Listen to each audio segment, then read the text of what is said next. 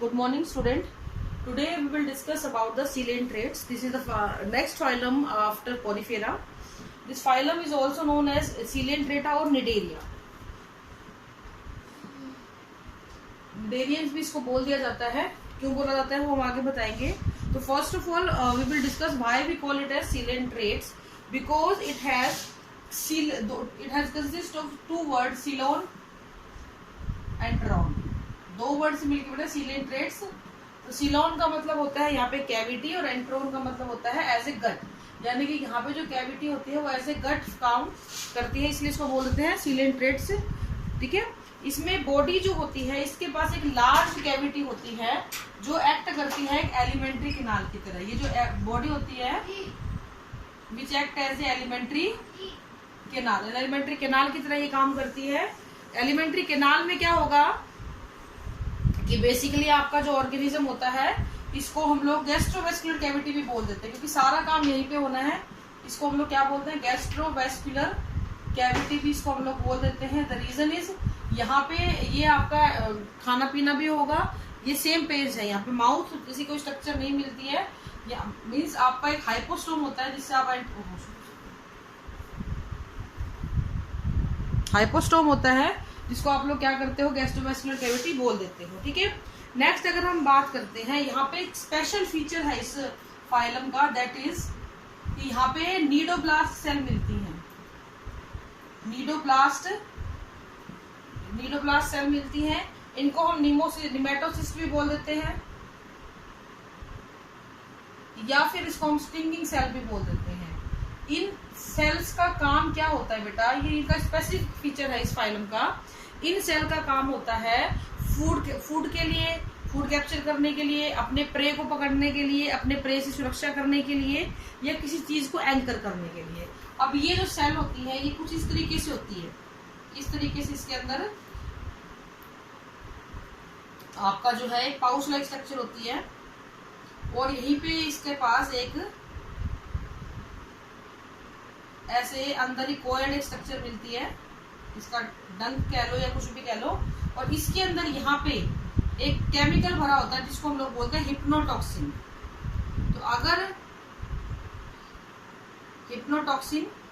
तो अगर आपका कोई भी निमेटोसिस्ट के पास कोई भी इसका दुश्मन आता है तो ये क्या करती है, तुरंत इसको बाहर फेंक देगी. तो इस तरीके से स्ट्रक्चर हो जाती है. मैं सेम पे बाहर निकल जाएगा ये डंक जो है इसका, स्टिंग जो है इसका, और सारा का सारा हिप्नोटॉक्सिन उस प्रे के अंदर, शिकार के अंदर रिलीज कर दिया जाएगा. तो ये तो सुरक्षा करने के लिए हेल्प कर रही है और फूड कैप्चर में हेल्प करेगी. खाने को पकड़ना है उसको भी हिप्नोटॉक्सिन से बेहोश करके ले लेगी, या फिर ये डिफेंस में हेल्प करती है.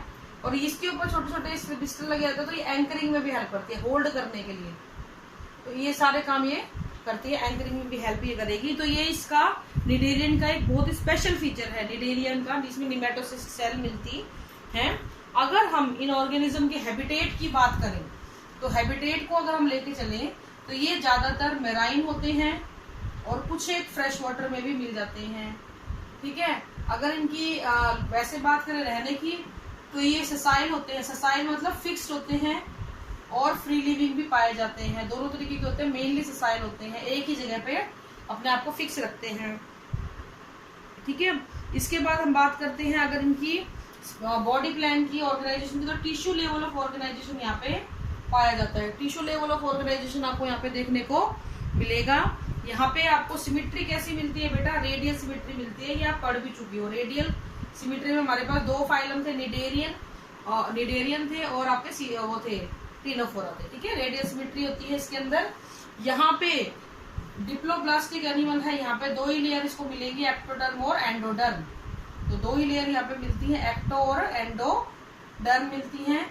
अगर हम बात करते हैं इसकी मीजोडर्म की, तो यहाँ पे मीजोडर्म जो होती है वो एब्सेंट होती है. और अगर मीजोडर्म एब्सेंट है तो आपको ये बात बहुत अच्छे से पता है, सीलोम भी क्या होगी, एब्सेंट हो जाएगी. ठीक है. अगर इसकी बॉडी वॉल की बात करें तो बॉडी वॉल जो होती है इसकी दो लेयर्स की बनी होती है, आउटर एपिडर्मिस और इनर गैस्ट्रोडर्मिस. आउटर को हम लोग बोल देते हैं एपिडर्मिस और इसकी इनर लेयर को हम बोल देते हैं गैस्ट्रोडर्मिस. ठीक है। तो ये कुछ इस तरीके से, अगर मैं इसका एक व्यू बनाऊं आपको साइड से देखने के लिए, तो इस तरीके से इसका बॉडी प्लान हम बता सकते हैं। ठीक है, ये इसके टेंटिकल्स होते हैं, ये इसका माउथ है, इसको हाइपोस्टोम बोलते हैं, हाइपोस्टोम बोला जाता है इसके माउथ को। टेंटिकल्स हो गए। इसके अलावा इसकी इनर वॉल, ये आउटर वॉल है, इनर वॉल को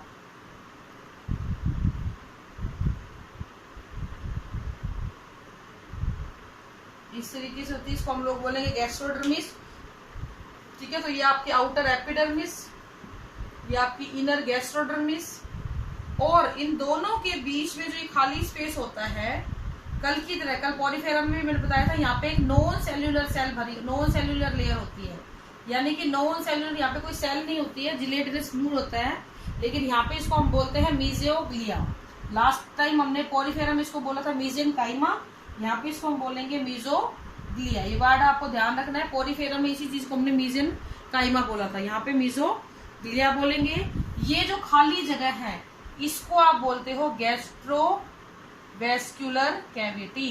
तो आप देख रहे हो यहाँ पे बेटा, कि जो गैस्ट्रोवेस्कुलर कैविटी है आपकी, इट इज लाइंड विद गैस्ट्रोडर्म। यहाँ पे गैस्ट्रोडर्म है, इसीलिए इस कैविटी को हम लोग सीलेंट्रॉन भी बोल देते हैं, सीलेंट्रॉन, लेकिन हम सिलोम नहीं बोलते हैं, ध्यान रखना है। आप कह सकते हो बड़े खाली कैविटी है, इसको बोल दो सिलोम, क्या दिक्कत है, लेकिन क्यों नहीं बोलते हैं, because it is lined with gastroderm, not with mesoderm, इसीलिए इसको हम लोग सीलेंट्रॉन बोल देते हैं। अगर हम टेंटिकल्स की बात करते हैं, टेंटिकल्स की मैं बात करूं तो गैस्ट्रोवेस्कुलर के इसके लगभग मैक्सिमम 30 तक भी टेंटिकल्स देखे गए हैं अलग अलग ऑर्गेनिज्म के अंदर। अगर हम बात करते हैं इसके एलिमेंट्री कैनाल की, तो अगर इसकी एलिमेंट्री कैनाल की हम लोग बात करें, तो अब देखना यहाँ पे आपको हाइपोस्टोम, माउथ जैसी स्ट्रक्चर दिख रही है, तो यहाँ पे माउथ जैसी स्ट्रक्चर तो होती है, लेकिन ये एक कॉमन पैसेज है खाना लेने के लिए भी और खाना बाहर निकालने के लिए भी, वेस्ट को बाहर निकालने के लिए। यहाँ पे एनस नहीं होता है, तो ये कैसा होता है बेटा, इनकम्प्लीट डाइजेस्टिव सिस्टम यहाँ पे पाया जाता है। तो इनकम्प्लीट डाइजेस्टिव सिस्टम यहाँ पे आपको देखने को मिलता है। अगर है तो इसको हम लोग एक टर्म मैंने आपको शुरू में बताई थी, बॉडी प्लान। तो ये कैसा बॉडी प्लान होता है इसका बेटा, ब्लाइंड सैक। ठीक है, चीज अंदर आएगी और उसी थैली से बाहर निकल जाएगी। ब्लाइंड सैक का मतलब ऐसे एक थैली है, ये ऐसे ही तो है, देखो एक ही एंट्री है एक ही एग्जिट है, एनस नहीं है, माउथ के साथ एनस नहीं है, इसको हम लोग बोलते हैं ब्लाइंड सैक, क्योंकि यहाँ पे एनस प्रेजेंट नहीं होता है। यहाँ पे अगर हम एक बात करें इसकी बॉडी की, तो ये बता चुके आपको, ये सारा है गैस्ट्रोडर्म, एपिडर्मिस वगैरह। अब एक चीज यहाँ पे बहुत इंपॉर्टेंट है कि जो ये लिडेरियन है ये शो करते हैं पॉलीमॉर्फिज्म। आपको इस वर्ड का मतलब पहले तो पता होना चाहिए, पॉलीमॉर्फिज्म होता है, पॉली और मॉर्फिज्म। पॉली का मतलब होता है बेटा मैनी, और मॉर्फिज्म वर्ड आया है मॉर्फोलॉजी से, और मॉर्फोलॉजी का मतलब होता है एक्सटर्नल स्ट्रक्चर, यानी कि आपको यहाँ पे अलग अलग एक्सटर्नल स्ट्रक्चर वाले ऑर्गेनिज्म मिल जाते हैं। कुछ एक ऑर्गेनिज्म तो ऐसे हैं जिनकी एक ही लाइफ के अंदर आपको दो मॉर्फोलॉजी या 3 या 4 तक मॉर्फोलॉजी भी अलग अलग मिल सकती हैं, यानी कि एक ऑर्गेनिज्म अपनी अलग अलग स्टेजेस के अंदर अलग अलग प्रकार से दिखाई देगा, अलग अलग मॉर्फोलॉजी को शो करेगा। इसके लिए जो है हम लोग टर्म्स यूज करते हैं, ठीक है, उसको हम लोग बोलेंगे पॉलीमॉर्फिज्म के लिए जो हम टर्म यूज करते हैं, that is polyp and medusa. तो या तो वो पॉलिप स्टेज में मिल सकता है या वो मेड्यूसा में मिल सकता है। इसके अलावा जो भी होते हैं उनको हम जोइड्स बोल देते हैं, जोइड्स बोल देते हैं, पॉलिप और मेड्यूसा और जोइड्स। ठीक है, अब एक चीज हमेशा यहाँ पे ध्यान रखना कि ये अकेले अकेले भी किसी में मिल सकती है, ये सारी भी किसी में मिल सकती है। ठीक है, ये चीज को हम बोलते हैं पॉलीमॉर्फिज्म, यानी एक ऑर्गेनिज्म अपनी लाइफ टाइम में एक से ज्यादा तरीके से नजर आए तो उसको हम बोलते हैं बेटा पॉलीमॉर्फिज्म। यहाँ पे पॉलिप का एग्जांपल आपका है हाइड्रा। आपने हाइड्रा का डायग्राम जब बनाया होगा तो ऐसे ही बनाया होगा बेटा, सिलेंड्रिकल होता है, टेंटिकल्स बना देते, 10th क्लास में पता नहीं कितनी बार बनाए थे। ठीक है, तो इसको हम बोलते हैं पॉलिप। अगर हम मेड्यूसा की बात करें तो इसका एग्जाम्पल है आपका जेलीफिश। देखो ये मछली नहीं है, ये नाम ही रखा हुआ है जेलीफिश इसका, ये अम्ब्रेला शेप होती है इस तरीके से, इसके पैर होते हैं यहाँ पे से, तो ऐसे होती है। तो देखो दोनों में कितना ज्यादा फर्क है। इसी को हम लोग बोलते हैं पॉलीमॉर्फिज्म। एक ही ऑर्गेनिज्म अपनी लाइफ में अगर ऐसा भी दिखे और ऐसा भी दिखे, ठीक है, पॉलीमॉर्फिज्म। लेकिन हाइड्रा में ऐसा नहीं है, हाइड्रा में ये अलग अलग प्रकार का मिलता है। लेकिन ओबेलिया एक ऐसा एनिमल है सीलेंट्रेट्स का जिसमें ये दोनों स्टेज मिलती हैं। वो कुछ टाइम ऐसा भी मिलता है और कुछ टाइम ऐसा छतरी जैसा भी दिखता है। और इन्वर्टेड अम्ब्रेला ही बोल दो, इन्वर्टेड अम्ब्रेला क्या है, ठीक है, ओबेलिया शेप होती है। अगर ऑर्गेनिज्म कोई भी, जैसे ओबेलिया को हम कह सकते हैं शोज द पॉलीमॉर्फिज्म, क्योंकि ये एक ही लाइफ में 2 बार अलग अलग प्रकार से आपको नजर आता है। पॉलिप की अगर हम बात करें, फॉर एग्जाम्पल ओबेलिया के अंदर ही हम बात करें, तो इन दोनों के अलग अलग काम होंगे। पॉलिप का काम क्या होगा, एक तो ये कैसा होता है, सिलिंड्रिकल होता है, दिख ही रहा है आपको, और ये ससाइल होता है। ससाइल वर्ड याद कर लो बेटा, फिक्स्ड, एक जगह पे फिक्स रहेगा, ये मूवमेंट नहीं करेगा, ज्यादातर ये खड़ा रहता है एक जगह पे।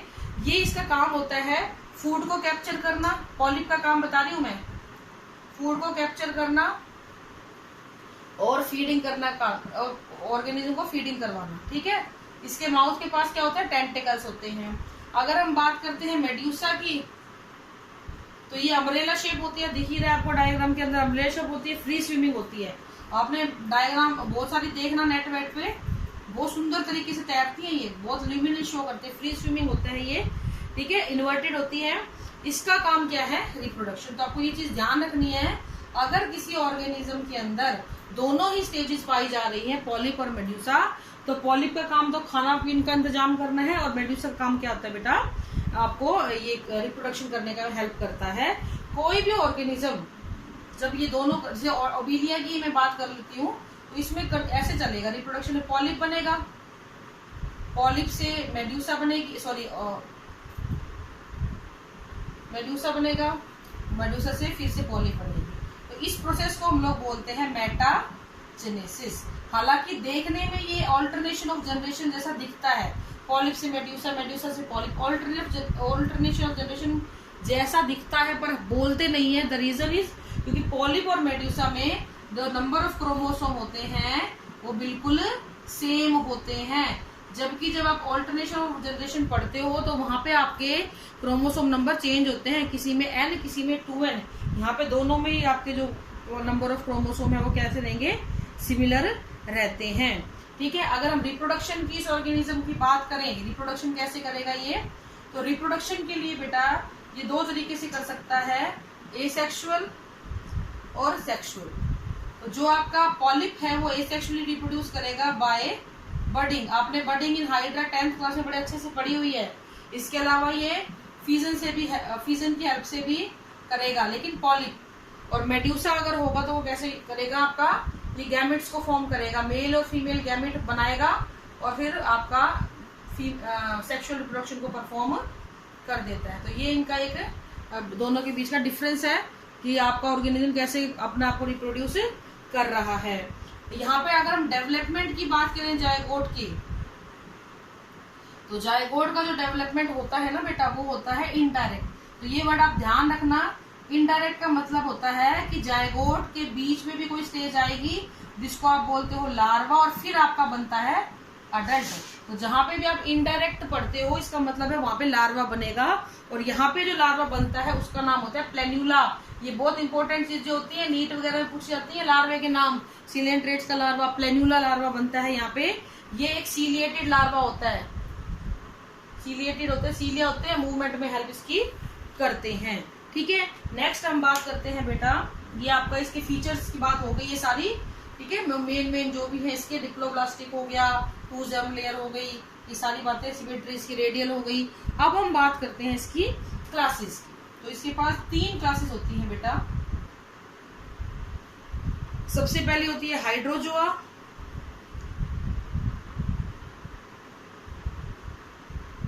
स्काइफोजोआ,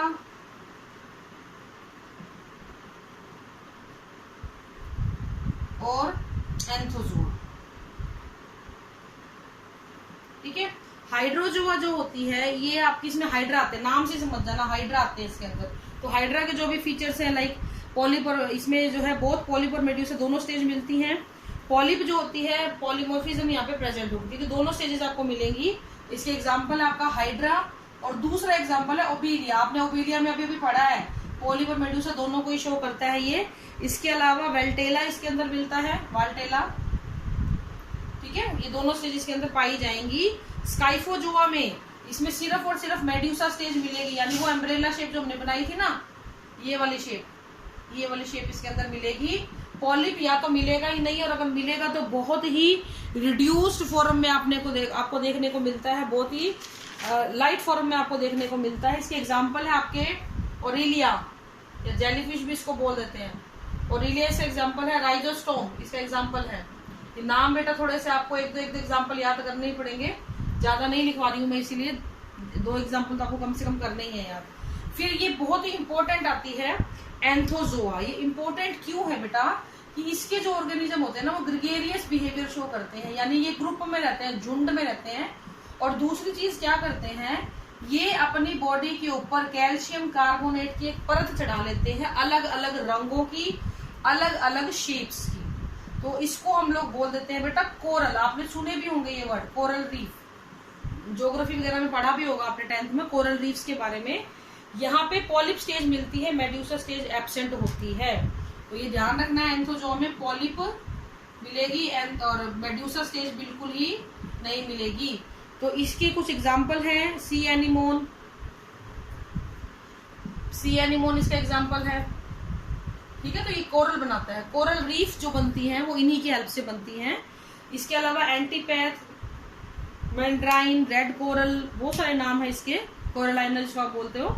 तो वो मैंने आपको बता रखे हैं, सारे के सारे नोट्स में डाले हुए हैं, आप उनको देखना और जितने ज्यादा हो उसके उतने ज्यादा याद करने की कोशिश करना, ठीक है बेटा। तो ये आपका सीलेंट्रेट्स का कुछ फीचर्स हैं। मैं इसको थोड़ा दोबारा से समराइज कर देती हूँ। निडेरियन इसलिए बोलते हैं क्योंकि दे हैव ए निडोब्लास्ट, वो डंक मारता है, एक फोल्ड थ्रेड लाइक स्ट्रक्चर होती है जिसमें हिप्नोटॉक्सिन भरा होता है, और जैसे ही कोई प्रे आता है तुरंत वो अपने डंक को फेंकेगा और प्रे को मार देगा अगर नुकसान कर रहा है तो। अदरवाइज उसका खाने के लिए लेना है तो भी उसको बेहोश कर लेगा, इसके हेल्प करता है। इसके अलावा एंकरिंग में हेल्प करता है। बॉडी बॉल की बात करें तो एपिडर्मिस और गैस्ट्रोडर्मिस होती है। गैस्ट्रोडर्मिस किसको लाइन करती है, गैस्ट्रोवेस्कुलर कैविटी को लाइन करती है। यहाँ पे टिश्यू लेवल ऑफ ऑर्गेनाइजेशन मिलना शुरू हो जाता है। यहाँ पे पॉलीमॉर्फिज्म, देखो सबसे इंपॉर्टेंट फीचर इसके वो डंक वाला है और इसकी पॉलीमॉर्फिज्म है, पॉलिप और मेड्यूसा। इस पे आपने ज्यादा फोकस करना है, बाकी सब चीजें तो वही रेडियल सिमेट्री ये तो सब कॉमन चीजें हैं, इनको इतना ज्यादा नहीं पूछा जाता है, ठीक है। तो ये ध्यान रखने वाली बातें हैं, जहाँ पे होगा इंपॉर्टेंट वहां पे हम बताएंगे। तो this is all for today, thank you and have a nice day.